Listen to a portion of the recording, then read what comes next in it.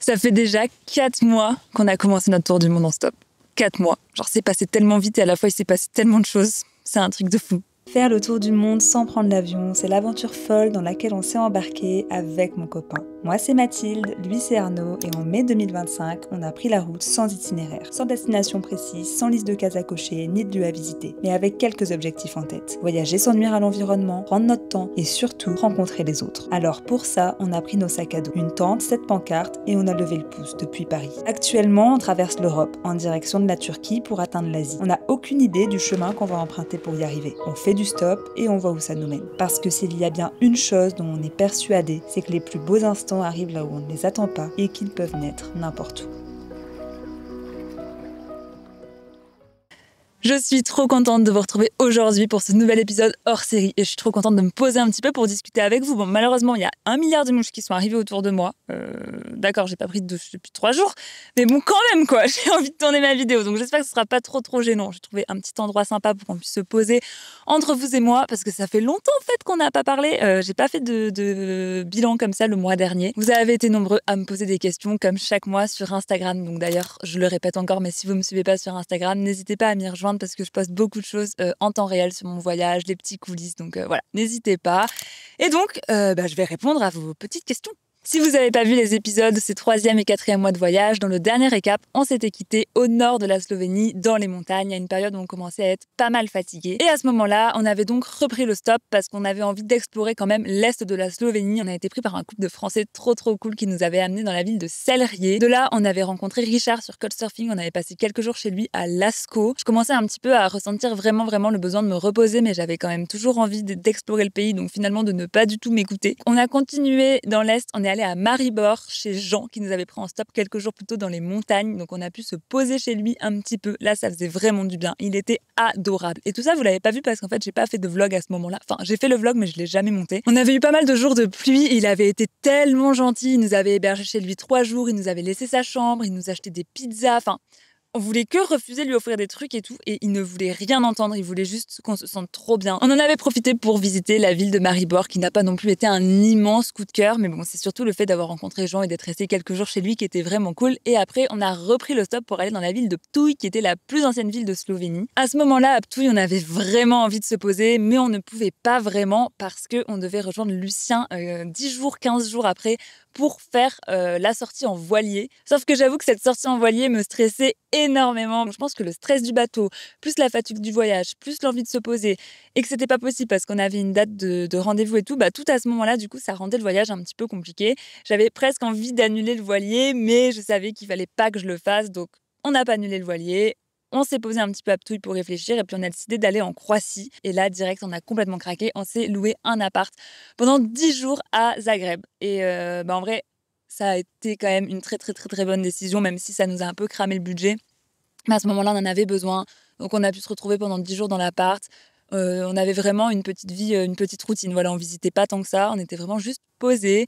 On se faisait nos petits plats, nos petites sessions boulot, notre petite balade quotidienne. Et c'était très cool. Et après ça, du coup, on a quitté Zagreb pour aller à Zadar pour partir en mer pendant 5 jours sur ce fameux voilier. Et heureusement qu'on n'a pas annulé parce que ça a été vraiment une expérience incroyable. J'ai adoré le voilier. Vraiment, je me suis sentie trop bien en mer. Et ça nous a ouvert pas mal de portes pour la suite parce que je pensais vraiment détester cette expérience. Et au final, j'ai adoré.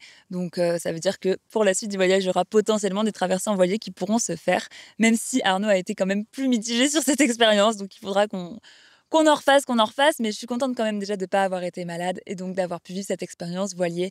Et après ça, là, c'était le gros tournant qui a donné une nouvelle direction en fait à notre voyage. C'est qu'on est allé sur l'île de Korčula pour se poser pour un volontariat. À la base, ça devait durer 2 semaines, puis on a prolongé à 1 mois. Et finalement, on est resté 6 semaines. Donc, on est resté 6 semaines sur l'île de Korčula en volontariat. On était fils et filles au père dans une famille. Et là, ça a été une période où vraiment, on a pu se poser, avoir une routine sur le long terme, réfléchir à la suite et surtout processer tout ce qui venait de se passer, se reposer. Et ça nous a fait énormément de bien.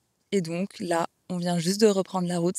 Ça fait 3 jours qu'on est parti de Korčula. Pour ce qui est du compteur, ces 2 derniers mois, ça a été beaucoup plus calme en termes de stop, en termes de changement de logement. On a dormi du coup 3 nuits chez l'habitant, 2 nuits en tente, 7 nuits dans un appart du coup à Zagreb. une nuit en Estelle à Zadar juste avant le voilier, 5 nuits dans le voilier du coup, une nuit dans le bus. Et ensuite, tout le reste, c'était dans notre maison en volontariat. Donc, on a passé quand même 6 semaines au même endroit. Donc, on s'est beaucoup plus ancré. Et concernant le stop, du coup, on en a beaucoup moins fait parce que finalement, en Croatie, on a pas mal pris le bus vu qu'on avait des dates de rendez-vous pour le voilier et pour le volontariat. On a préféré prendre le bus, mais on a quand même fait un petit peu de stop ces 2 derniers mois. Mais ça s'élève uniquement à quelques voitures. Je vous mettrai le chiffre là. Mais c'était assez léger ce mois-ci. Voilà, c'était pas du tout le même rythme. Et ça fait du bien aussi des fois de ralentir un petit peu. Concernant le budget, ces 2 derniers mois, j'ai dépensé au total 513 €. Donc, ce qui fait que j'ai passé les 1 000 € dépensés depuis notre départ de Paris. Et si on fait une moyenne, on est à peu près à 250 € par personne, par mois. Voilà. Donc en vrai, je trouve qu'on s'en sort très très bien, sachant qu'on a complètement craqué quand même en se prenant un appartement à Zagreb, ça nous a quand même coûté assez cher. Donc je trouve qu'on s'en sort très très bien avec notre budget de 250 € par mois. Je suis très très contente. Globalement, ce qu'on remarque, c'est que l'argent qu'on dépense va beaucoup dépendre de notre état de fatigue et de notre santé mentale. À Zagreb, on était tellement fatigués des mois qui venaient de s'écouler qu'on avait juste besoin d'une pause, qu'on n'avait plus du tout la force de faire autrement et qu'on n'a même pas réfléchi, qu'on a pris un Airbnb alors que je suis contre l'industrie logement courte durée et en plus la plateforme Airbnb. C'est pas du tout quelque chose que je soutiens, mais là vraiment j'en pouvais tellement plus que j'ai mis mes valeurs de côté pour ça et en fait je me rends compte que du coup c'est vraiment important de s'écouter au fur et à mesure pour pas arriver justement à une période où on est au bord du gouffre et que craquage, on craque le budget, on respecte pas nos valeurs. Et on fait quelque chose qu'on n'aimerait pas forcément faire parce que se louer des apparts, c'est pas forcément non plus le but de ce voyage. On préfère être dans l'échange, dans le partage, le volontariat, c'est très bien. Mais c'est vrai que là, du coup, vu qu'on avait ce voilier, on n'a pas pu en faire plus tôt. Voilà, maintenant que les bases sont posées, on va passer aux petites questions. Et la première question, vous me la posez chaque mois et c'est toujours aussi gentil de me le demander, ça me touche toujours autant. C'est comment ça va et est-ce que tu te sens aligné entre ton voyage, ta santé physique et émotionnelle. Et honnêtement, ça va très très bien. Et vous savez que le mois dernier, pour le bilan du 2e mois, j'avais pas répondu ça. Je me sentais vraiment fatiguée et honnêtement, là, ça va. Ça va très, très bien. Je me sens très, très alignée parce qu'en fait, je me rends compte que depuis qu'on est parti de Paris, les 2 premiers mois, on a beaucoup couru. On disait oui, on veut pas trop enchaîner, on veut plutôt privilégier les rencontres, pas forcément voir beaucoup de spots. Mais en fait, on était quand même en train de changer d'endroit presque toutes les nuits ou toutes les 2 nuits pour voir un maximum de choses, visiter un maximum les pays, rencontrer un maximum de gens. Mais je crois qu'en fait, il vaut mieux privilégier la qualité que la quantité. Mais ça, je l'ai toujours su. Mais quand t'es mis devant le fait accompli, c'est beaucoup plus, je trouve, difficile à dire qu'à faire. Parce que quand t'es un petit peu dans l'engrenage du voyage, forcément, t'as envie de rencontrer plein de gens, t'as envie de voir plein de choses, t'as envie de bouger. Mais en fait, ça fatigue. Et là, ces 2 derniers mois, on a beaucoup plus ralenti. Là, en Croatie, on est resté 2 mois et on a vu que 3 endroits. La capitale, Zadar, le voilier et le volontariat. Et est-ce que c'est grave ? Non, en fait. Pas du tout. Parce que au final, la Croatie, je pense que c'est le pays qui m'a le plus marqué de notre départ parce que c'est là où on est resté le plus longtemps, c'est là où on a tissé les liens les plus forts vu qu'on est resté longtemps. Et je pense que c'est ça que je préfère privilégier. Et en fait, je l'ai toujours su, mais j'avais peur de le faire parce que j'avais peur de passer à côté de plein de choses. Mais là, le fait de l'avoir fait et de me rendre compte de tout ce que ça m'a apporté, de m'ancrer longtemps justement pendant ce volontariat en Croatie, ça me montre la direction que je veux prendre pour ce voyage. Et du coup, ça m'apaise. Ça m'apaise de me dire qu'en fait, c'est ça que je veux profondément. Et du coup, j'ai l'impression que c'est beaucoup plus clair pour la suite, qu'on va beaucoup plus s'écouter et que, on a compris qu'en fait, c'était pas la peine de tout faire. Donc à ce niveau-là, je me sens beaucoup, beaucoup mieux, j'ai beaucoup moins de FOMO et surtout, je me sens reposée. C'est vrai que j'ai pu prendre beaucoup de temps, du coup, pour moi pendant ce volontariat, pour lire, mais aussi pour apprendre des nouvelles choses par rapport à la vidéo. J'ai pu me renseigner sur beaucoup de sujets qui m'intéressent aussi. Et j'ai pu prendre un peu du temps aussi pour moi, en tant que personne et pas juste en tant que voyageuse. Je sais pas si vous voyez ce que je veux dire, parce que c'est vrai que généralement quand on part pour ce long voyage, c'est un peu une césure qui dure 1 an, 2 ans, mais là c'est quelque chose qu'on a envie de tenir sur le long terme, cette vie de nomade, mais du coup j'ai pas envie d'être que une voyageuse, j'ai aussi envie d'être une vidéaste, d'être une écologiste, et du coup j'ai envie d'avoir le temps en fait de me former encore et encore en vidéo parce que c'est une perpétuelle formation. Pareil, de continuer de m'ouvrir sur plein d'aspects par rapport à l'écologie parce que j'ai encore beaucoup de choses à apprendre sur tous ces sujets-là, etc. Donc là, ça m'a fait du bien en fait d'avoir le temps de faire autre chose qu'être que à l'aventure. Donc ça, c'est aussi quelque chose que j'ai envie de maintenir pour la suite.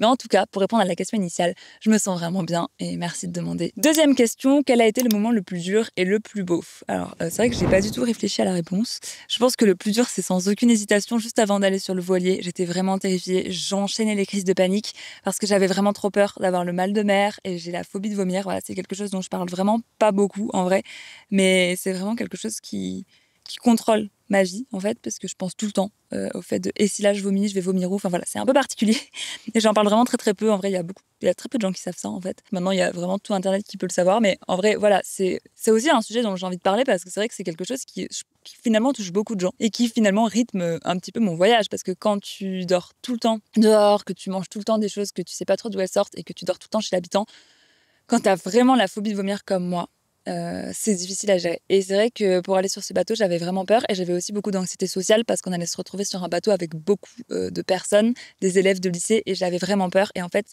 bah, j'étais vraiment contrôlée par l'angoisse. Et en plus, je me sentais pas légitime de ressentir cette angoisse parce que je savais que j'avais une chance de folie d'avoir été invitée pour aller sur ce bateau-là et j'arrivais pas à m'en réjouir et je voulais juste annuler ce rendez-vous. Mais donc ça a été ça, je pense, le moment le plus dur, ce mélange d'émotions. Mais bon, au final, j'y suis allée et c'était une super belle expérience. Mais je pense vraiment que ça a quand même été ça, le moment le plus dur. Et le moment le plus beau, bah, il y en a eu beaucoup, hein. Je pense qu'aussi sur le voilier, hein. Un soir sur le voilier où je regardais l'horizon et je me suis rendu compte que je me sentais bien. Et j'étais limite un peu hyper émue de me dire que j'étais capable de le faire finalement, alors que je le pensais pas. Troisième question, te sens-tu toujours en adéquation avec le projet? Alors, en vrai, c'est une très très bonne question parce que du coup, ce projet, qu'est-ce que c'est exactement? C'est un projet de tour du monde, même si en vrai, bon, je trouve que c'est un grand terme. En vrai, on voyage juste, on fait du stop, on voit où ça nous mène. Je sais pas combien de temps ça va durer. Je sais pas si on va faire le tour du monde. Le but, c'est juste de rencontrer des gens, de voyager, de respecter l'environnement et on verra jusqu'où ça nous mène. Mais en tout cas, ce n'importe où project, donc le fait de faire du stop et de voir où ça nous mène, je me sens encore en adéquation, oui, mais ça a pris des grosses proportions, n'importe où. Et je savais pas que ça allait prendre d'aussi grandes proportions. Parce que ce panneau, en vrai, on l'a fait juste avant de partir. C'était même pas calculé que ce projet allait s'appeler le N'importe où Project. Pour moi, c'était juste on voyage sans destination. Et le matin, j'étais en mode, mais qu'est-ce qu'on écrit sur le panneau? Et avec ma meilleure amie, on était là, elle me dit, n'importe où. Et genre, ouais, super et tout. Du coup, on a écrit ça. Sauf que du coup, il y a beaucoup de gens qui pensent que on monte dans toutes les voitures et qu'on va là où elles vont. Ce qui est pas non plus forcément le cas. Pour moi, c'est n'importe où. Qu'est-ce que ça veut dire? Ça veut juste dire on ne planifie pas notre voyage, on ne choisit pas où on va, on ne choisit pas les spots que l'on va visiter, mais on le fait plus en fonction des gens qu'on rencontre, des conseils qu'on nous donne aussi et de nos ressentis personnels. Parce que y a plein de fois où, par exemple, quelqu'un peut nous inviter chez lui et en fait, on va décliner l'invitation juste parce que je n'en ai pas l'énergie sociale. Et j'aimerais faire un voyage ultra social, tout le temps avec des gens, parce que oui, je dis souvent que le but du voyage, c'est les rencontres, mais je me rends aussi compte que je suis une personne introvertie qui a besoin d'être seule pour recharger mon énergie et que je ne peux pas, en fait, me permettre d'être tout le temps avec des gens. Et c'est vrai que des fois, je me suis sentie un petit peu enfermée dans un n'importe où je me suis dit, bah oui, mais on est censé aller là où les gens vont, et là, en fait, j'ai juste envie de nature, et ça se trouve, la personne qui nous aurait pris ne serait pas allée dans la nature, du coup, c'est de la triche.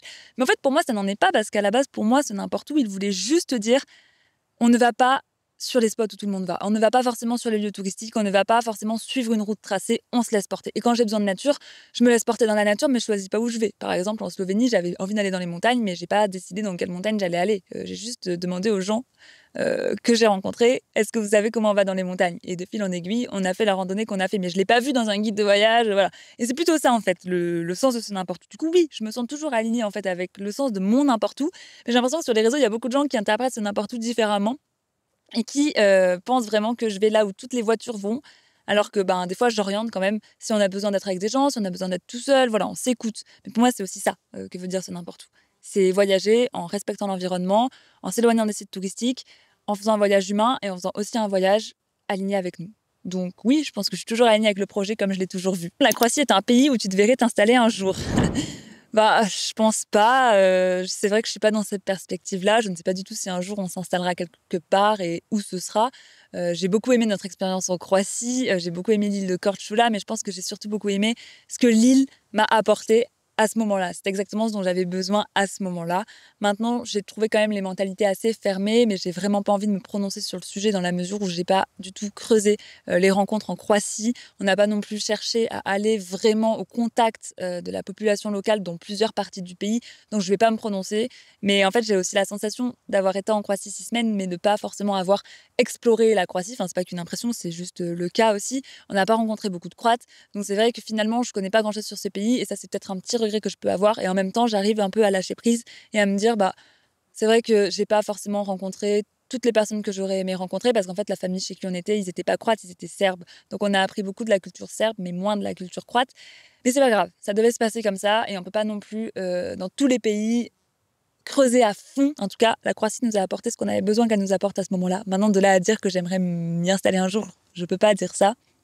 Mais en tout cas, je veux repartir un jour à Korčula. Et si on a des enfants, je veux les amener sur le ponton ou sur les rochers. Si vous avez vu l'épisode d'avant, vous avez la ref, j'ai pas besoin d'en dire plus. Comment tu gères les moments de doute ou de fatigue sur la route? Le voyage n'est pas trop épuisant à long terme. Alors, je pense qu'en vrai, le secret, c'est de se poser, parce que c'est vrai qu'on a eu beaucoup de doutes au début, beaucoup de fatigue, et là, le fait de se poser, en fait, ça nous a permis justement d'analyser tous nos doutes, même sans forcément y penser, mais juste le fait de prendre du recul sur le projet, de prendre du recul sur cette vie de nomade, et cetera, ça nous a fait beaucoup de bien. Et je pense que c'est ça, en fait, le secret, c'est de prendre du recul et de faire des pauses. En tout cas, nous, c'est comme ça qu'on le gère, et de beaucoup communiquer aussi. Nous, on a la chance de voyager à 2, donc on communique aussi beaucoup entre nous sur nos doutes, sur comment on se sent, et je pense que ça nous aide beaucoup. Mais aussi, des fois, je communique avec des gens qui sont pas avec moi actuellement, et ça m'aide aussi énormément aussi d'avoir des gens plus neutres. Donc voilà, la communication et les pauses, ça m'aide beaucoup. Ça se passe bien entre vous deux? Est-ce que c'est pas trop dur de voyager en couple? Honnêtement, ça se passe toujours bien. J'ai pas grand-chose à dire, on communique énormément. Et non, c'est pas trop dur d'être toujours ensemble, parce que déjà, on a l'habitude de le faire. Ça fait 2 ans quand même qu'on est H24 ensemble, parce que ça fait 2 ans qu'on a quitté notre job. On a déjà voyagé 10 mois l'année dernière. Donc voilà, ça fait un moment qu'on voyage ensemble, qu'on est tout le temps ensemble, qu'on travaille plus ou moins ensemble, etc. Pour les vidéos, pour nos projets.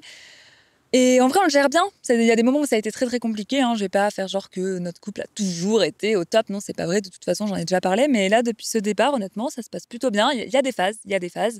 Mais globalement, c'est toujours la communication qui prône. Des fois, il faut que ça pète, il faut qu'on s'engueule, et puis on communique, et puis on avance. Et voilà, je pense vraiment que la communication, ça aide. Mais donc, globalement, ça se passe bien. Maintenant, c'est vrai qu'il faut être très à l'écoute de l'autre. On se connaît bien, on sait quand l'autre a besoin d'espace ou pas. Et on essaye de s'apporter un petit peu ce que l'autre a besoin. Mais il y a toujours des ajustements à faire. Mais la communication, ça marche. Et une fois de plus, je me verrai vraiment pas sans lui dans cette aventure, parce que je trouve que c'est beau d'avancer à 2. Donc, je suis contente de pouvoir voyager avec lui. Et une fois de plus, je trouve qu'on est une belle équipe. Je le dis tout le temps, mais voilà. Autre question qu'on me pose chaque mois: êtes-vous tombé sur des gens chelous en stop? Bah non, toujours pas. Voilà, clairement, toujours pas. Et même chez l'habitant et tout, ça s'est toujours bien passé. Pour le moment, je touche du bois. Est-ce que j'en ai? J'en ai pas. Oh non, j'ai pas de bois. Bon, je touche ma tête. Ça marche aussi, je crois. Bon, voilà. Ensuite, la question qui revient chaque mois, mais j'aime bien la prendre chaque mois parce que la réponse peut évoluer. Donc, ça concerne les réseaux. La présence des réseaux et de la caméra n'est-elle pas de trop? Est-ce que ça va toujours le rythme des vidéos? Partager sur les réseaux, c'est pas trop de pression, et donc qui t'empêcherait de profiter de ton voyage? Alors, ce sont des très très bonnes questions, et je vais pas mentir que le sujet de la vidéo est quand même un sujet très central dans mon voyage, dans ma vie, parce que vous vous en doutez peut-être, ou pas du tout d'ailleurs, mais ce que vous voyez sur les réseaux, dans mes vidéos, c'est quand même 30% du voyage. 70%, je suis derrière l'ordinateur à monter des vidéos. Ça prend énormément de temps. Maintenant, comme je le dis tout le temps, la vidéo a toujours fait partie de moi, bien avant le voyage, et j'ai besoin de la vidéo. Vous voyez, là, ça fait 4 jours que je voyage, full-time, aventure, etc., où j'ai pas vraiment pu prendre du temps pour me poser longtemps sur un montage, sur une série photo, et ça me manque vraiment. J'en ai besoin pour mon équilibre. Maintenant, c'est sûr que faire une vidéo tous les dimanches, comme j'en ai déjà parlé, c'est assez compliqué, dans le sens où j'ai l'impression d'avoir toujours une horloge au-dessus de la tête, où toute ma vie tourne autour du dimanche. Il faut toujours que j'ai quelque chose à poster le dimanche, donc il faut que je fasse des choses suffisamment intéressantes pour pouvoir mettre quelque chose dans la vidéo du dimanche. Il faut que je trouve un endroit où monter la vidéo du dimanche, parce que nous, on n'est pas indépendants, donc on dépend quand même vachement des gens. Donc il faut que je trouve un endroit avec du Wi-Fi, avec une prise au moins, un espace où je peux travailler, un espace calme, enfin voilà. Donc c'est sûr qu'à partir du mercredi, je suis en train de réfléchir où c'est que je vais monter ma vidéo, comment je vais l'uploader sur YouTube. Et j'avoue que ça m'avait quand même empêché d'être dans la vraie vie dans pas mal de moments. Notamment, j'essaye de monter mes vidéos chez l'habitant, parce que c'est là où il y a des prises et tout le confort nécessaire pour le faire. Mais du coup, je suis plus en train de réfléchir à ma vidéo qu'avec l'habitant. Donc, ça, j'avoue que c'est quand même un peu dommage. Et autre chose aussi, le fait de toujours avoir cette horloge au-dessus de la tête, de penser au dimanche, bah, je trouve ça un peu dommage dans le sens où mon projet, c'est justement de s'écouter et de se laisser porter. Et en fait, ça m'empêche quand même de me laisser porter. Donc, j'ai pris une décision. J'ai pris la décision de continuer les vidéos le dimanche parce que j'aime les faire, j'aime ce rendez-vous. Mais s'il y a des fois où j'ai pas la possibilité de les monter ou que j'ai pas suffisamment de contenu pour faire un épisode complet, il n'y aura juste pas d'épisode. Donc je pense qu'il y aura des semaines sans épisode et je vais me l'autoriser. Et je sais que vous serez sympa avec moi. Et d'ailleurs, vous êtes toujours vraiment très très gentil avec moi dans les commentaires. Donc merci du plus profond de mon cœur. Vous imaginez pas à quel point c'est un moteur pour moi, vos commentaires. Donc merci beaucoup. D'ailleurs, si vous voulez me laisser un petit commentaire, mettre un petit like sur la vidéo et vous abonner à la chaîne si ce n'est pas encore fait pour soutenir mon travail, bah merci du fond du cœur parce que ça m'aide vraiment énormément. Tout ça pour dire que voilà, j'ai pris cette décision d'être un petit peu plus cool avec moi et que s'il n'y a pas de vidéo, bah c'est pas grave. Voilà. J'ai pas envie d'arrêter les vidéos le dimanche. Au début, je pensais que j'allais faire ça et de poster juste les vidéos quand elles étaient prêtes. Mais je pense que j'ai aussi quand même besoin d'une sorte de cadre et que j'aime en fait faire les vidéos le dimanche et que c'est un rythme qui me convient. Mais c'est juste que parfois, j'ai rien à poster et que je me force un peu. Enfin, je l'ai jamais fait, mais des fois, je me dis il faudrait que je fasse une activité pour la vidéo. Mais en fait, non. Voilà. Si je fais rien, bah il y aura juste pas de vidéo parce que ce que je veux, c'est partager ma vraie vie. Et si ma vraie vie, c'est que en fait, j'ai pas envie de filmer, bah juste ça fait du sens en fait qu'il n'y ait pas de vidéo. Donc voilà, je peux pas vous garantir qu'il y aura une vidéo tous les dimanches ces prochaines semaines. Mais vous savez pourquoi. Quelle est la prochaine étape qui vous effraie ? Franchement, on n'est pas des gens très effrayés pour être 100% transparent. On essaye vraiment de vivre dans le moment présent. Donc, il n'y a pas grand-chose qui m'effraie. Parce que je pourrais dire les situations géopolitiques qui changent tout le temps. Et en vrai, j'ai aucune idée de si on arrivera à aller en Asie ou pas. Mais c'est pas grave, c'est pas pour ça qu'on voyage. C'est pas notre but ultime d'aller en Asie. On aimerait bien, ce serait cool, on avance vers l'Est. Donc si on peut aller le plus à l'Est possible, c'est chouette, mais c'est pas ce qui compte le plus. Donc c'est vrai qu'il n'y a rien qui m'effraie. Et je pense que ce qui m'effrayait le plus, c'était le bateau. C'était le voilier, les traversées. Mais maintenant, j'ai hâte. Donc honnêtement, il y a rien qui m'effraie à moi. Je sais pas s'il y a quelque chose qui effraie Arnaud. J'ai invité mon guest pour qu'il puisse répondre lui aussi s'il y a quelque chose qui l'effraie. Bah, y a rien. Hein. Bah voilà, j'ai répondu la même chose. J'ai dit en fait, on vit tellement dans le moment présent qu'on n'est pas en train de penser à la suite, quoi. Non. Jour le jour et tout va bien. La pause a fait du bien, donc maintenant on est prêt. Que du kiff. Que du kiff. Voilà. Penses-tu à un moment faire un trajet en avion pour voir tes proches en France ? Non, je pense pas. Si j'ai besoin de voir mes proches en France, je rentrerai sans prendre l'avion. Sauf si y a une situation vraiment urgente où j'ai besoin de les voir très très urgemment et que je suis en Australie, oui, possiblement. Ça dépend du niveau d'urgence et du niveau de besoin.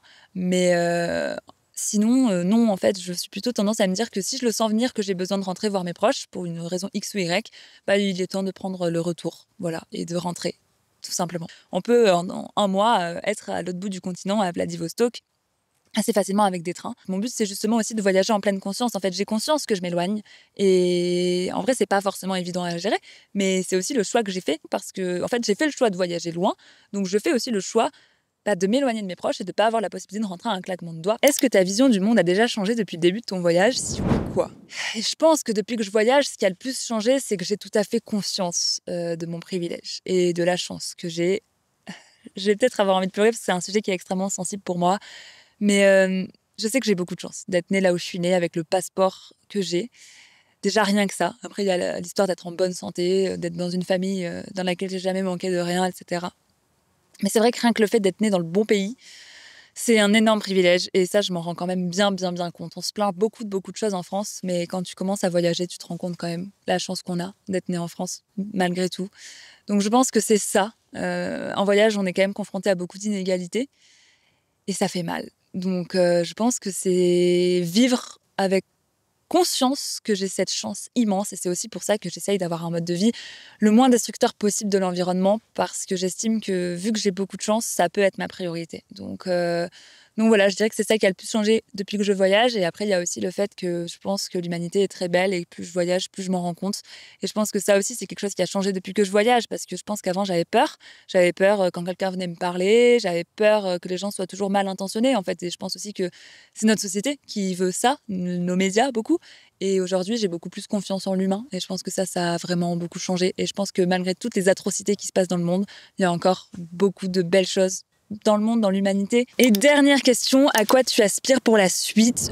Continuer ce voyage, continuer de s'écouter et continuer de faire des pauses. Je pense que tous les deux, on aspire vraiment dans le fait de se poser, faire des volontariats plus fréquents, peut-être pas des volontariats aussi longs de 6 semaines, mais en tout cas continuer d'alterner période d'aventure et période de pause beaucoup plus et attendre beaucoup moins longtemps. Voilà, je pense que c'est ça pour laquelle j'aspire pour la suite et continuer de faire mes vidéos. Je pense que j'ai vraiment trouvé un format qui me plaît, que j'ai arrêté de me comparer. Et voilà, donc je pense que c'est à ça que j'aspire pour la suite. Après, j'aimerais bien, pourquoi pas, faire des plus longs formats au niveau des vidéos, des choses plus montées, plus documentées.